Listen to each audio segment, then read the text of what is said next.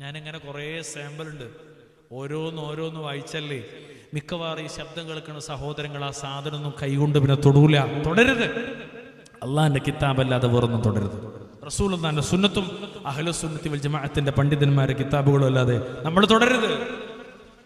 പ്രിയമുള്ളവരെ, അതുകൊണ്ട് ജീവിതത്തിൽ ഇത്തരം ശിർക്കിലേക്ക് നമ്മൾ കടന്നു പോകരുത്.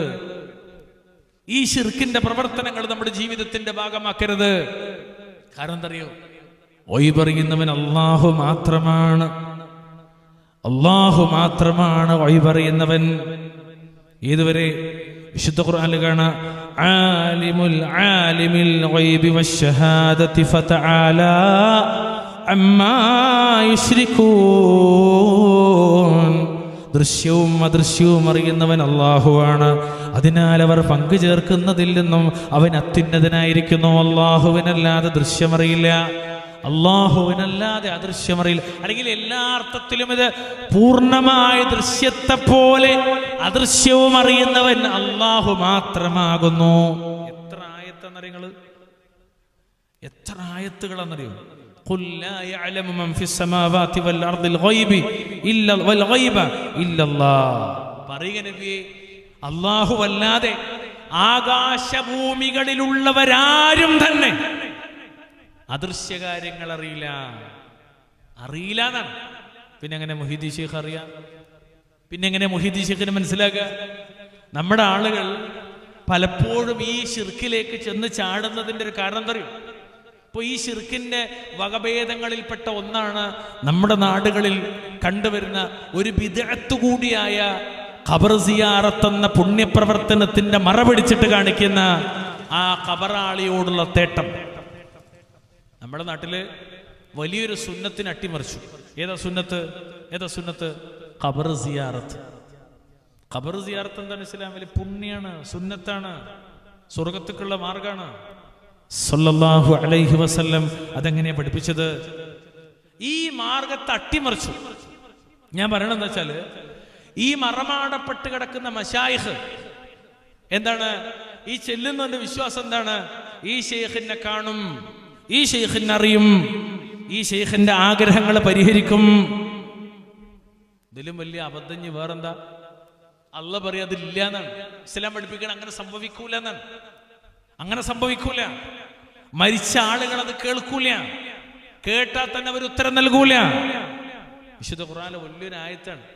ഈ ആയത്ത് പലപ്പോഴും നമ്മൾ പറയുമ്പോൾ ആളുകൾക്ക് വലിയ പ്രയാസമുണ്ട്.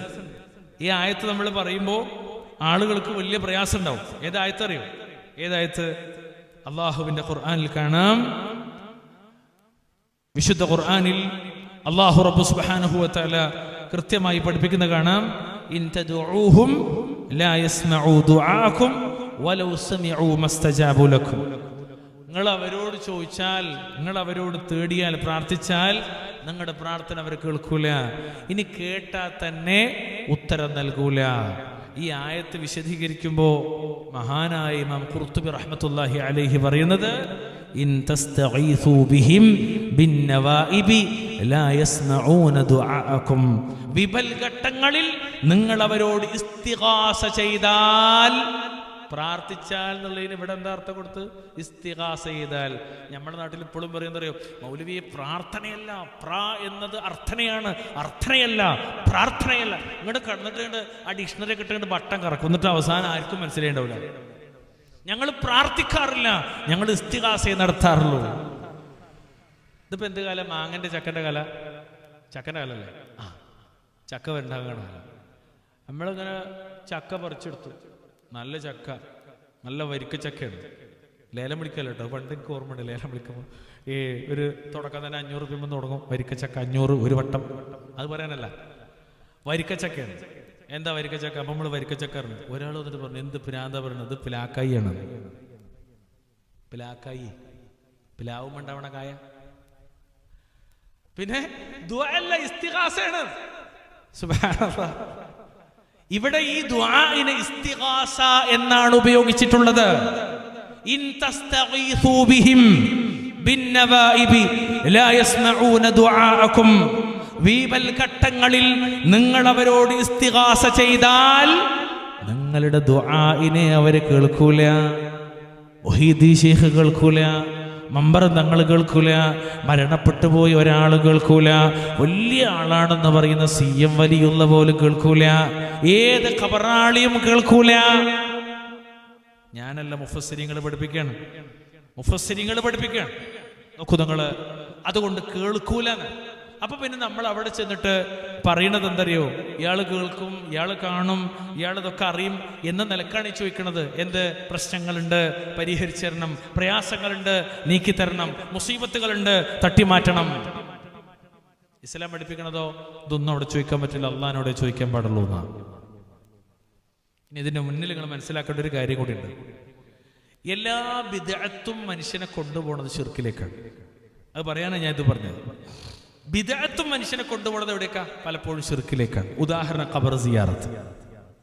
ഖബർ സിയാറത്ത് നോക്കണേ, നിങ്ങൾ നാട്ടിലൊക്കെ പരസ്യം വെച്ചിരിക്കുകയാണ് ബോർഡ്, സിയാറത്ത് ടൂർ, ഇന്ന ജാറം മുതൽ ഇന്ന ജാറം വരെ ഇത്രയാ പൈസ, ഇതാണ് അമീർ, ഇത്രാം തീയതി പുറപ്പെടുന്ന, പെണ്ണുങ്ങൾക്ക് പ്രത്യേകം സൗകര്യം. ഒക്കെ വണ്ടിയിൽ അടിച്ചു കയറ്റിട്ട് അബ്ദുറഹ്മാനും ആയിഷാത്തിയും ഖദീജയും ഫാത്തിമയും റുഖിയും സൈനബിയും ഇപ്പുറത്ത് പോക്കരാക്കിയ അഹമ്മദും അബ്ദുറഹ്മാനും കുഞ്ഞി ബീവിയും കുഞ്ഞിപ്പാത്തും എല്ലാവരും ഉണ്ടാവും.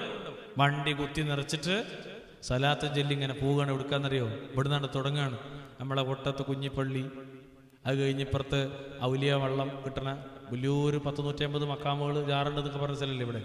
എന്താണ് കുറച്ചപ്പുറത്ത് കൊല്ലോ, കൊല്ലത്തിൽ വലിയ ജാറ മക്കാമുണ്ട്. പണ്ട് ഈ ഉഞ്ചിയത്ത് പഠിക്കുന്ന കാലത്ത് ഞാനും പോയിട്ടുണ്ട് അവിടെ. അതെ, ഈ സാധനമൊക്കെ വിശ്വാസം ഉണ്ടായിരുന്നൊരു കാലത്ത്. ഏത് സിയാറത്തിനെ കുറിച്ചല്ല, ഈ കിടക്കുന്ന ആൾക്കാരൊക്കെ ചോദിക്കാന്ന് വിചാരിച്ചിരുന്നൊരു കാലം ഉണ്ടായിരുന്നു, അന്ന് പോയിട്ടുണ്ട്. അങ്ങനെ തുടങ്ങി ഇങ്ങനെ പോയി പുത്തമ്പള്ളിയിൽ വരെ, ഞങ്ങളുടെ തൊട്ടടുത്തുള്ള കുറച്ചപ്പുറത്തുള്ള പുത്തമ്പള്ളി വരെ ഒരു സിയാറത്ത് ടൂർ.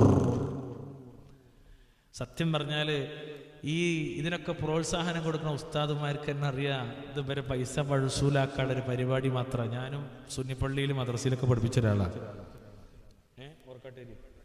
ശരി, എല്ലായിടത്തും തുടങ്ങിയിരിക്കുന്നത് സാധനം ഇങ്ങനെ തുടങ്ങും. ഇനിയിപ്പോൾ നാളെ പടി ഉണ്ടാവും. കുറച്ച് നമ്മളെ വലിയ ഉസ്താദിനെ അടക്കണ മറ്റേ വലിയ പള്ളി വരുന്നുണ്ടല്ലോ, അവിടെ ഉണ്ടാവും ഏറ്റവും വലിയ ടൂർ പാക്കേജ്. അതിനാണ് മുപ്പരൊക്കെ ഉണ്ടാക്കിക്കണേ.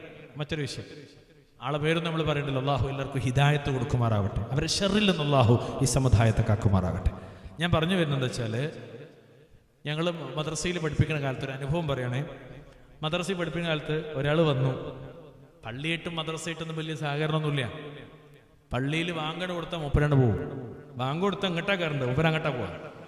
അങ്ങനെ മൂപ്പര ദിവസം വന്ന് എല്ലാവർക്കും കൈയൊക്കെ തന്ന്, സ്പെഷ്യൽ 2 മിഠായിയൊക്കെ തന്ന്. അപ്പോൾ എൻ്റെ അടുത്തിരിക്കണ സാദിഖുസ്താണ്ട്, മൂപ്പര് ഇപ്പോഴാണ് മദ്രസയിൽ തന്നെയാണ്. പക്ഷെ വിഷയമൊക്കെ മൂപ്പർക്കറിയാം, പോന്നാൽ ചിലപ്പോൾ വഴിമുട്ടോന്ന് ചോദിച്ചിട്ടാണ് പാവം. മൂപ്പരിനോട് ഇങ്ങനെ കണ്ണിൻ വിട്ട് ഞാൻ ചോദിച്ചു, എവിടുക്ക പോയിന്ന്? ഹജ്ജിന് പോയി ചോദിച്ചു. ഞാൻ അജ്മീർ പോയതാണ്. വന്നിട്ട് കയ്യൊക്കെ കൊടുത്ത് ഞാൻ യാത്ര കഴിഞ്ഞെന്നൊക്കെ പറയുമ്പോൾ ഹജ്ജ് കഴിഞ്ഞ് വരുന്ന പ്രതീതിയാണ്. അജ്മീർ പോയതാണ്. ഇതാണ് ആൾക്കാർക്ക് ഇതിലുള്ള ഒരു എന്താ പറയുക, ഒരു കാഴ്ചപ്പാട്. ഈ വിശാലമായ അള്ളാഹുവിനെക്കാളും അവന്റെ റസൂലിനെക്കാളും പലപ്പോഴും പ്രാധാന്യം കൊടുക്കുന്ന ഈ ജാറങ്ങൾക്കും മക്കാമുകൾക്കൊക്കെയാണ്. ഇരിക്കട്ടെ, ഞാൻ അതിന്റെ ഇസ്ലാമിക വശം പറയാണ്. അള്ളാഹുവിന്റെ റസൂൽ ഖബർ സിയാറത്ത് പുണ്യമാക്കി. ഇതിനാ നബി തിരുമേനി പുണ്യാക്കിയത്. ഒരുപാട് ഉപകാരങ്ങൾ അതുകൊണ്ടുണ്ട്, ഒരുപാട് ഗുണങ്ങൾ ഖബർ സിയാറത്ത് കൊണ്ടുണ്ട്. ഫസൂറുഹാ, നിങ്ങൾ ഖബറിടങ്ങളെ സന്ദർശിക്കണേ. തുദക്കിറുകുമുൽ മൗത്ത്, നിങ്ങൾക്ക് മരണചിന്തയുണ്ടാകും. അൽ ആഖിറ, പരലോക ചിന്ത ഉണ്ടാകും. മരണചിന്തയുണ്ടാകും, പരലോക ചിന്തയുണ്ടാകും. അത് നല്ലൊരു ഗുണകാംക്ഷയാണ്, ഒരു നല്ല സതുപദേശമാണ്. അതുപോലെ നിങ്ങളുടെ ഹൃദയത്തെ നനയിപ്പിക്കും, കണ്ണുകളെ ലോലമാക്കും. അതിൽ നിങ്ങൾക്ക് ഗുണപാഠമുണ്ട്, അതൊരു ഓർമ്മപ്പെടുത്തലാണ്. എത്രത്തോളം റിവായത്തുകളാണ് ഖബർ സിയാറത്തിന്റെ പുണ്യമായി മുഹമ്മദ് മുസ്തഫ സല്ലല്ലാഹു അലൈഹി വസല്ലം തങ്ങളെ പഠിപ്പിച്ചു പോയത്. ഒരുപാട് പുണ്യങ്ങളുണ്ട് ഖബർ സിയാറത്തിന്, ഒരുപാട് മെച്ചങ്ങളുണ്ട്, ഒരുപാട് ഗുണങ്ങളുണ്ട്, ഒരുപാട് ഫായിദകളുണ്ട്. നിങ്ങളൊന്ന് ആലോചിക്കണേ, പ്രിയപ്പെട്ട പിതാവിന്റെ ഖബറിൽ ചെന്നിട്ട് അസ്സലാമു അലൈക്കും യാ അബി, അസ്സലാമു അലൈക്കും യാ ദാറ ഖൗമിൻ മുഅ്മിനീൻ. നബി തിരുമേനി സല്ലല്ലാഹു അലൈഹി വസല്ലമ ഖബറാളിയോട് സലാം പറയേണ്ടത് പോലും പഠിപ്പിച്ചു പോയവരാണ് സല്ലല്ലാഹു അലൈഹി വസല്ലം. ഖബറാളികളുടെ മുന്നിൽ ഇങ്ങനെ നിൽക്കുകയാണ്, അവർക്ക് വേണ്ടി റബ്ബിനോട് ദുആ ഇരക്കുകയാണ്, കണ്ണ് നനയുകയാണ്, ഹൃദയം പിടക്കുകയാണ്. നാളെയുടെ ഒരു സുപ്രഭാതത്തിൽ ഇങ്ങനൊരു ഖബറിനകത്ത് ഞാനും വന്ന് കിടക്കേണ്ടവനാണല്ലോ റബ്ബേ എന്ന ഓർമ്മപ്പെടുത്തലാണ്. ഈ ദുനിയാവിനോടുള്ള വിരക്തിയാണ്, ആഖിറത്തോടുള്ള മോഹമാണ് ഓരോ ഖബർ സിയാറത്തിലും വിശ്വാസിക്കുണ്ടാകേണ്ടതെന്ന് തിരുനബി സല്ലല്ലാഹു അലൈഹി വസല്ലമ ഉണർത്തിയത് എങ്ങനെയാണെങ്കിൽ ഇന്ന് നാട്ടിലെ ഖബർ സിയാറത്തിന്റെ കോലം എന്താ? ഞാൻ വേഗം മനസ്സിലാക്കാൻ എൻ്റെ CD-യിൽ അല്പം മുമ്പും കേട്ടിട്ടുണ്ടാവും, അല്ലെങ്കിൽ പ്രസംഗത്തിൽ കേട്ടിട്ടുണ്ടാവും. ഞാൻ എപ്പോഴൊരു ഉദാഹരണം പറയാൻ വേണ്ടി, ഇതിപ്പോൾ ഒരു ഫ്ലക്സാണ്, നമ്മൾ ഈ ഫ്ലക്സിൻ്റെ കാലമാണ്. മുഹമ്മദ് നബി സല്ലല്ലാഹു അലൈഹി വസല്ലമ ഒരു ഫ്ലക്സ് വെച്ചു. ഹദീസ് വയ്ക്കരുത് കേട്ടോ, മനസ്സിലാക്കാൻ വേണ്ടി പറഞ്ഞു.